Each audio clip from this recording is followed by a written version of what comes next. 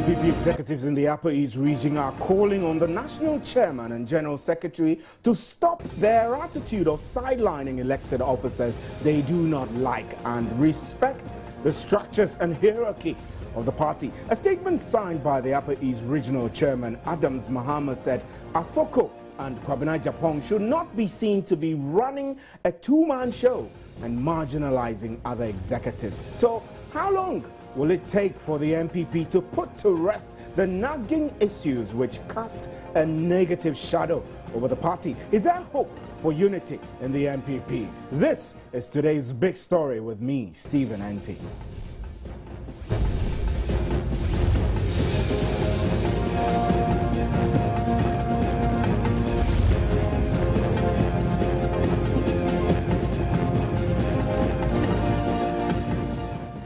Now, 2 weeks ago, the NPP held a National Executive Committee meeting without its chairman, Paul Afoko, and General Secretary Kwabena Japan. The party brushed aside suggestions of a crack within its ranks. Now, on Thursday, a group of young people in the Upper East region attempted to attack Chairman Paul Afoko and General Secretary Kwabena Japan and regional organizer Jerry Asemeni. Although the Upper East Regional Police has commenced investigations into the matter, the regional chairman has already issued an apology for what he calls commotion. But there is more to the issue. Let's quickly run through the statement before we get onto the phone lines with our political science analyst, Dr. Alidu Seidu, and we'll continue with the show. I'll quickly run through some of the things contained in the statement. It says that on behalf of the executive of the NPP in the Upper East region, I render an apology for the commotion that took place at the Azonzolom guest house, where our chairman, Paul Afoko, and General Secretary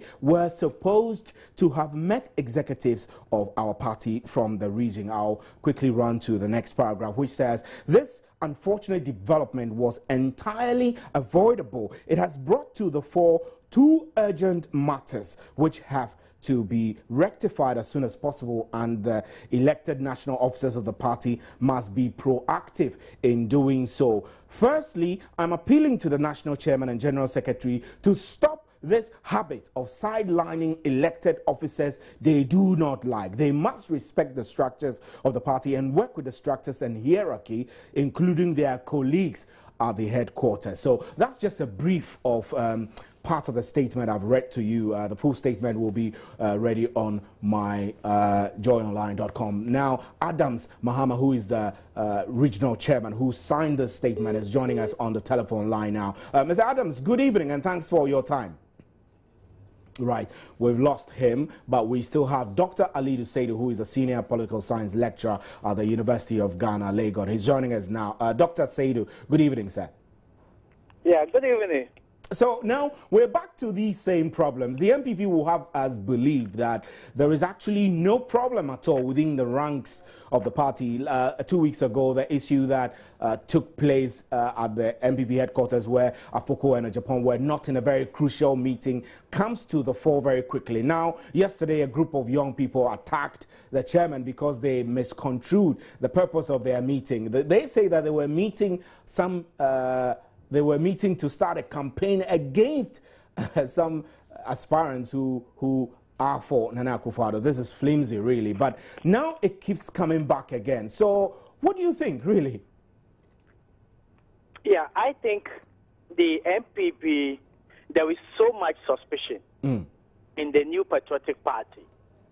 I think there is suspicion among the national executives themselves. There is suspicion between some national executive members and the flag bearer of the party. There is suspicion between some national executive members and the supporters of the party.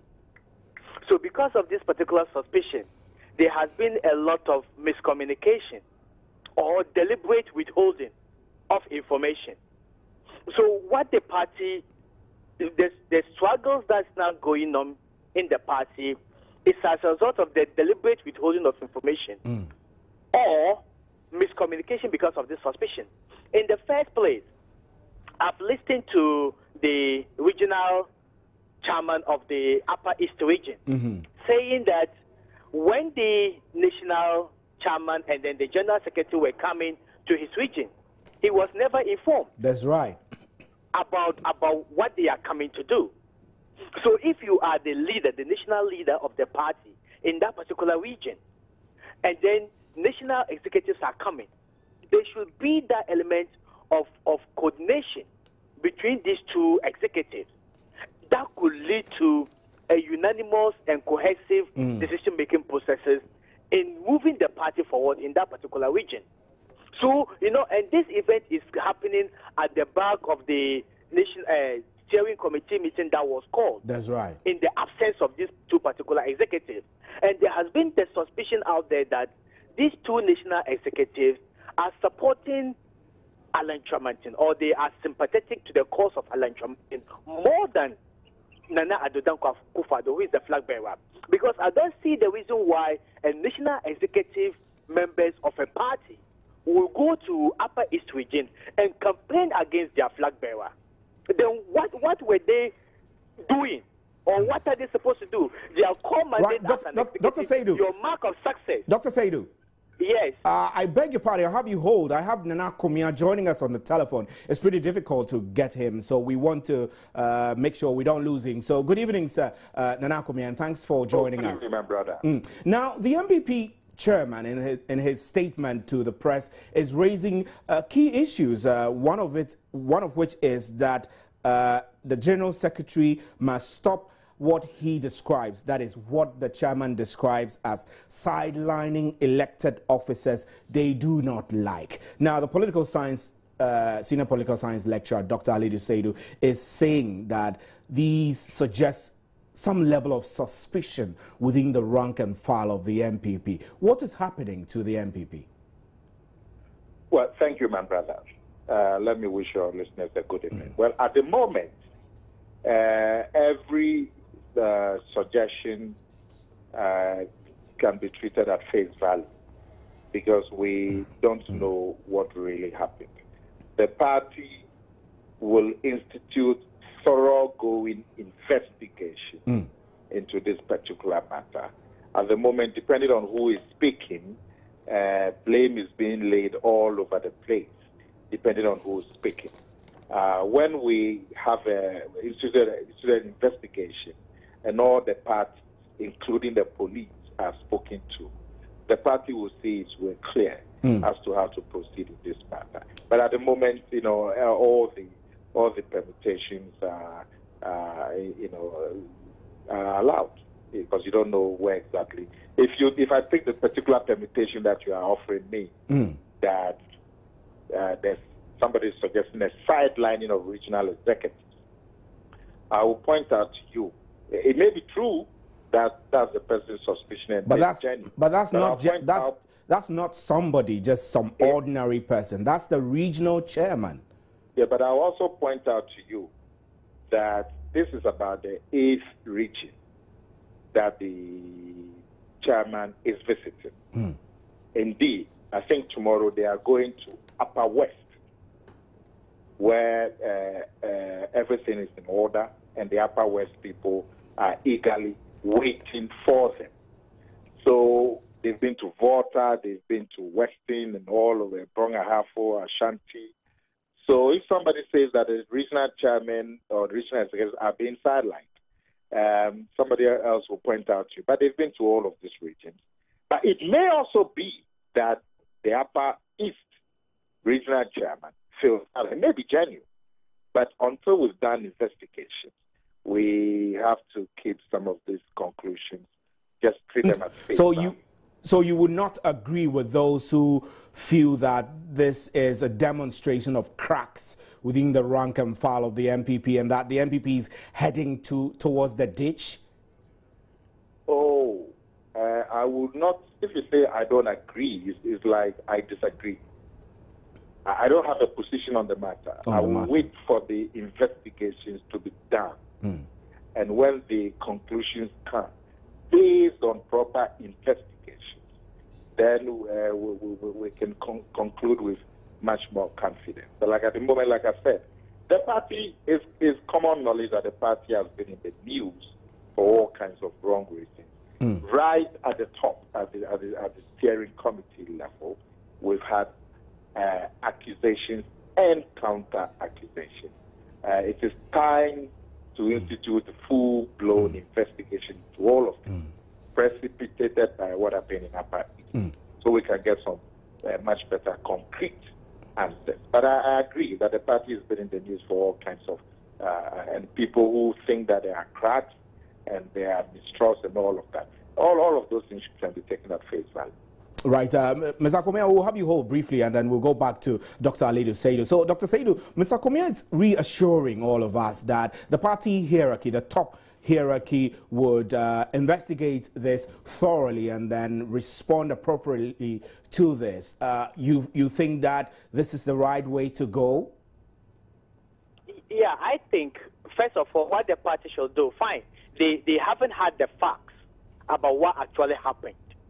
And I agree with Nana Akomea that all the issues that we are hearing could be speculation. But as a party, the first thing I would have wanted to do is to condemn this particular action. I see. It is unbecoming of a party, especially party supporters, to threaten or to even attack, or threaten to attack the national chairman and the general secretary of that party. No matter the crime that they have committed, the party is a democratic party, and they have democratic institutions and mechanisms of internally resolving your grievances. So whatever the issue might have been, the regional chairman or whosoever is concerned could have addressed it to the party internal dispute resolution mechanism so that they could address it. So first, what I would have done as a party is to condemn this particular action. Then subsequently, we form an investigative committee that will look at the merit of the issue and come up with findings and recommendations that will move the party forward.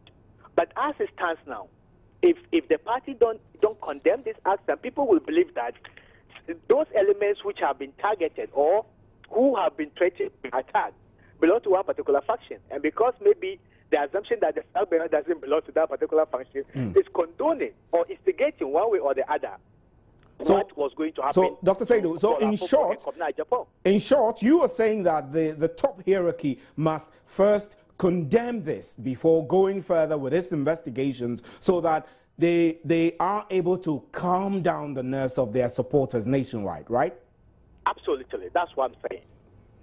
Right. Let me quickly put that to Nana Akomea, who is still on the line with us. Nana Akomea, quickly, reaction to Dr. Alidu Seidu's position that your party must first condemn what has happened in the Upper East region and then go ahead to do your investigation, internal investigations, which you've told me about. Are you willing to condemn this first? No, there's no problem with that. Indeed, we haven't issued a statement, a formal statement, but the General Secretary, for example, has condemned what happened. Okay. And I also condemn what happened.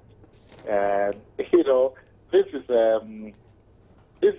violence against no less a person, or attempted violence against no less a person than the national chairman.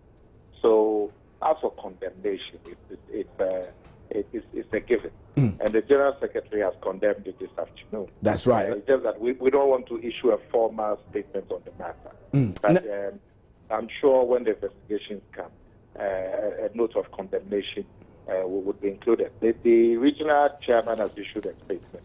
I'm sure that conduct would also be part of the investigation. Now, your opponents, the ruling NDC, would of course have everybody believe that the NPP possibly is underrating the things happening within the party. One, there were instances where some of your party members took up cutlasses at the party headquarters. Then there being frictions here and there between some executives. There was a case where you went to court. The NDC will have every one of us believe that if these things are happening in the ranks of the party which is seeking to be formed the next government, then possibly they're not offering us enough credibility for us to believe that they're serious. How do you react to this? I would be surprised if that's the posture of the NDC.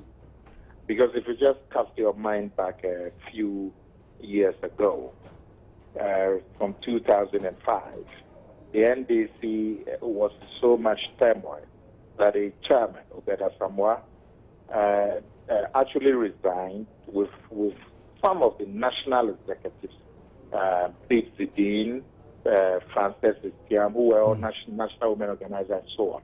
They actually, because of the turmoil, resigned from the party and formed a rival party to campaign against the MPs. You had members of parliament, not one, but two, out of turmoil in the party, actually resigning not only from the party, but actually resigning from parliament as a result of turmoil. So in any big organization like the NDC and the NPP, you would have these disagreements and misunderstandings and even mistrust all the time. And it's just that you want to handle it in a way that it doesn't keep blowing out into the public. And this investigation that we are going to institute will show clear that we are not underestimating the effects of this. Right. So in effect, you're saying that the NDC has no moral locus, really, to question to question these things that are happening within your party, because it has happened. Even if you don't go too far, but you want to remain in the current period, we've had a situation where the national chairman has described one member of the executive as a national disaster openly. You've had a situation where the deputy national secretary is telling another member of the executive that they don't have a right to do some of the things that they are doing openly and so on. So these tensions are always there. So Nana Komia, before you go, would you say the NPP can unite and present a formidable front ahead of elections for 2016? Well, you see, the leader of the party, who is the flag bearer, he was endorsed by 94% of the electorate. So clearly, the base of the party is solidly be united behind their leader. What we need is to bring the other levels of the party, particularly at the top, in sync with the base of the party. But the base of the party, when you get a 94% endorsement of the leader, I think that is really a fairly good amount of unity. Well, Nana Komia, we're grateful for your time, extremely grateful for your able to talk to us on today's big story. And we still have Dr. Alidu Seidu still on the line. Dr. Seidu, it does appear that the MPP is not particularly worried about these turmoils. Nana Komia describes them as turmoils, and they look very normal for the MPP. Do you think that they should, I don't know, I don't want to use the word relax, but do you think they should keep seeing these happenings as normal? I don't think it's normal. Fine, I agree with Nana that in every political party or every institution, like the NPP, there is bound to be those issues coming up. You can't all disagree at the same time. But what I want the NPP to believe is that what is happening now is a serious arsenal for the NDC in 2016. The NDC can present the NPP based on what is happening as a party that is disorganized, that is not united, that cannot put its house in order, and for that matter, it's not credible to be handed over the governance structure of this country to such a party. You cannot underestimate the impact of what is happening. If you think it's just something simple, it's not just pronouncements and actions and utterances, but it has moved to the realm of writing. You read the graphic, somebody writes an opinion piece, or you go to the online, a leading member writes an opinion piece that seems to suggest support one faction and condemn the other faction. All these development is not healthy. I listened to Nana Komia say that 94% of the people endorse Nana Akufo-Addo. To that matter, the party is united. I disagree. Even if 100% endorse Nana Akufo-Addo, it takes only a few people within the MPP that can hijack the MPP to ransom. Victory spoilers doesn't need to be up to 94%. Even 1% of the top hierarchy of the MPP can hold the party to ransom. So the earlier they realize this is a serious development in the party and sit together and close their ranks, moving 2016, the better. Other than that, they will just think this is a small problem. By the time that they realize the big problem, it has caused them an election. And they will be queuing for the next election and perhaps convincing all of us to vote for them. Now, Dr. Alidu Seidu, let me take us back to the statement that was issued by Adams Mahama. And he did mention that what is happening raises two critical issues. I've already read the first one. Let me take the second one and then tie it in with your statement that the NPP seem to be creating a lot of suspicion around their activities lately. Ms. Adams says that I urge the national chairman and the general secretary to stop their preferred mode of operation, which is to sideline the other elected national officers in decision making at the top. It is only fueling flames of suspicion, and I urge them to stop this and begin working with the rest of the team. Do you think really this is exactly what is causing the suspicion, or you think different? Yeah, I think the first, I've already mentioned the first issue of suspicion. When people are suspicious of each other, even a good intention can be misinterpreted to be an evil one. So the cause of all the problems is a suspicion. But I think a few weeks back, the General Secretary and the National Chairman had cause to complain when the first Vice Chair organized a emergency steering committee meeting without allegedly notifying them. That became, most people took that issue up and said those two important executive members were being sidelined, and they want sympathy for it. Now, I don't understand why a national secretary general and the national chairman will be going to a region without the knowledge of the regional chairman of the party. If that is what actually happened, the regional chairman will also interpret it to be sidelining him and the portfolio that he holds in that particular region. And he is very right to have such a suspicion and assume that he has been sidelined. And what happens is that if nothing is done to address this, you see, when Mr. Fred Billy called the meeting, I think Kobna Japan and the Polafoko are still, one way or the other, feeling that bitterness in them, even if they don't say it openly, because nothing has been done to address it.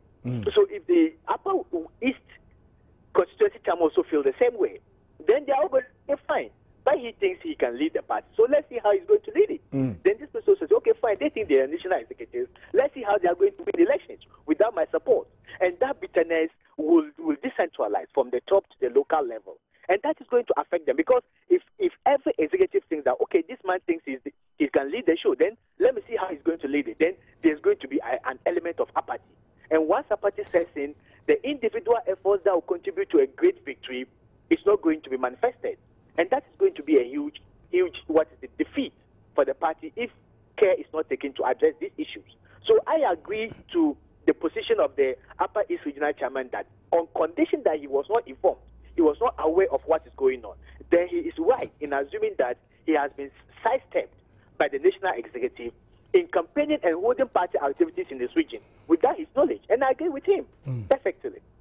So let me put the last question to you, Dr. Alidu Seidu. I put the same question to Nana Komia. Do you think that the NPP can resolve these internal squabbles ahead of 2016 and come back strong to win an election?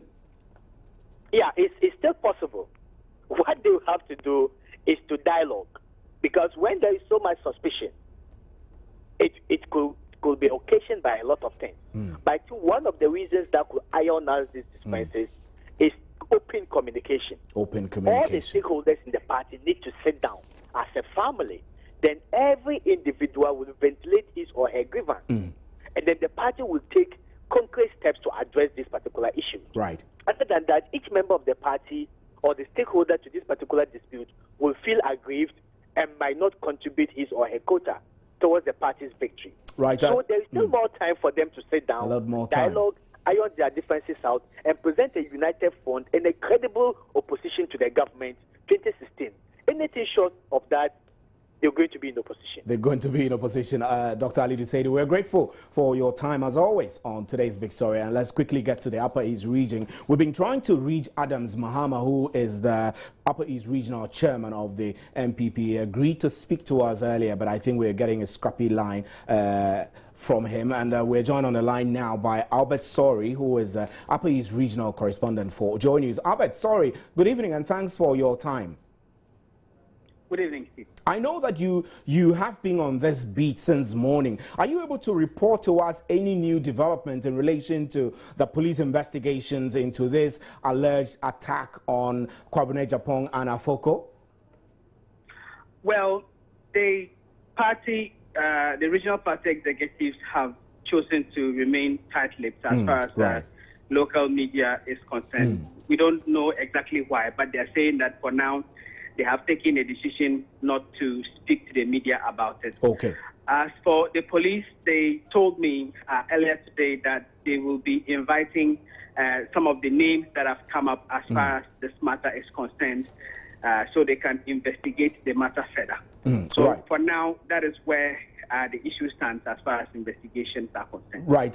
Albert, I do also know that here in Accra and perhaps in other regional capitals, we've been very much concerned with developments in the NPP, and the media is reporting on it back to back.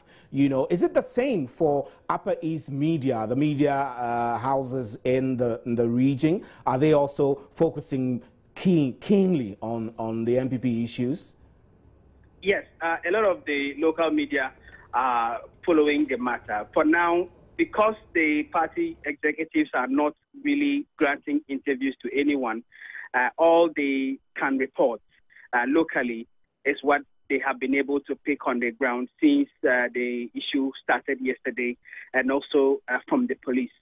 They are trying to follow the matter as much as they can, but there's a little bit of a difficulty because right, I'm sorry, I'm afraid we have to finish our conversation. We'll come back to you again when there is something new to report from the region. Let's get to the telephone lines again on the other line and speak to Dr. Amwakuba, who is a political scientist. He's joining us. Dr. Amwakuba, I'm afraid that we don't have a lot of time because we couldn't get you through very early, but a quick question for you. Do you see these developments pointing to one direction, that the NPP is heading towards a ditch? No, it will end soon. I envisage as soon as they start campaigning, all of this will end. Right now, the party structure itself is problematic because you have elected a flag bearer, and yet he still does not control the party. The chairman has to call meetings, and if he refuses to call meetings, flag bearer can do nothing. And that is what is wrong with it. And that is something they need to look at. Once you have a flag bearer, he should be in charge of the party. He can call meetings anytime. And so I think as soon as they start the campaign in earnest, all of this will end. Dr. Wakuba, you have also called for Kwabena Japan to be sacked. Do you still stand by this, and then why? I do. But of course, I don't make the decision. It's up to the leaders of the party. But the things he's done in the past and now, it does not speak of a person who wishes his party well. So if he can say these things about his own party, what are the opponents going to say? So is that the only reason? Is there any other reason why you would want him sacked? I mean, this is a young guy who was voted for legally by the party structures. So for him to be sacked, that will be below the belt, really. Well, no, I don't think so. If that is more reason why you shouldn't be doing and saying the things he's saying. If you've run for flag bearership before, this is your party. Even if you have a beef with someone, this is not the way to go about it. And to talk about the flag bearer, the one who's been elected by 95% of the people, that he dumb fixation on loyalty, he cannot unite the party. How can he unite the country? All these things are not things that a party member says. Right, Dr. Makuba, we're grateful for your time on today's Big Story. Thanks very much, Dr. Makuba, for joining us on the show. So that's where we draw the curtains, and we'll be right back with Joy News Interactive. Do stay.